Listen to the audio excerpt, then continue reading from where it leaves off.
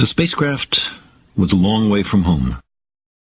I thought it might be a good idea, just after Saturn, to have them take one last glance homeward. From Saturn, the Earth would appear too small for Voyager to make out any detail.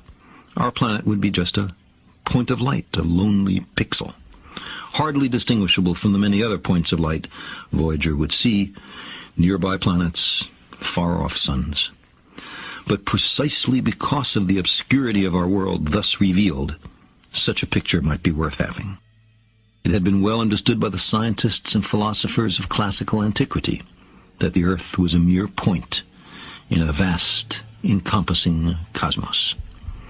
But no one had ever seen it as such. Here was our first chance, and perhaps also our last, for decades to come. So, here they are. A mosaic of squares laid down on top of the planets, and a background smattering of more distant stars. Because of the reflection of sunlight off the spacecraft, the Earth seems to be sitting in a beam of light, as if there was some special significance to this small world. But it's just an accident of geometry and optics. There is no sign of humans in this picture. Not our reworking of the Earth's surface, not our machines, not ourselves. From this distant vantage point, the Earth might not seem of any particular interest.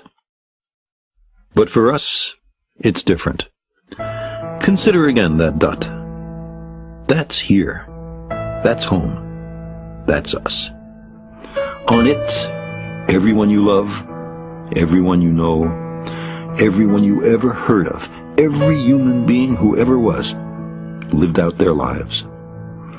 The aggregate of our joy and suffering, thousands of confident religions, ideologies, and economic doctrines, every hunter and forager, every hero and coward, every creator and destroyer of civilization, every king and peasant, every young couple in love, every mother and father, hopeful child, inventor and explorer, every teacher of morals, every corrupt politician, every superstar, every supreme leader, every saint and sinner in the history of our species lived there, on a mote of dust, suspended in a sunbeam.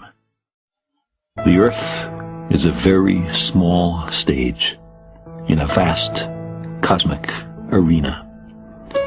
Think of the rivers of blood spilled by all those generals and emperors, so that in glory and triumph they could become the momentary masters of a fraction of a dot. Think of the endless cruelties visited by the inhabitants of one corner of this pixel on the scarcely distinguishable inhabitants of some other corner. How frequent their misunderstandings, how eager they are to kill one another, how fervent their hatreds. Our posturings, our imagined self-importance, the delusion that we have some privileged position in the universe, are challenged by this point of pale light. Our planet is a lonely speck in the great enveloping cosmic dark. In our obscurity, in all this vastness, there is no hint that help will come from elsewhere to save us from ourselves. The Earth is the only world known so far to harbor life. There is nowhere else, at least in the near future, to which our species could migrate. Visit? Yes. Settle? Not yet.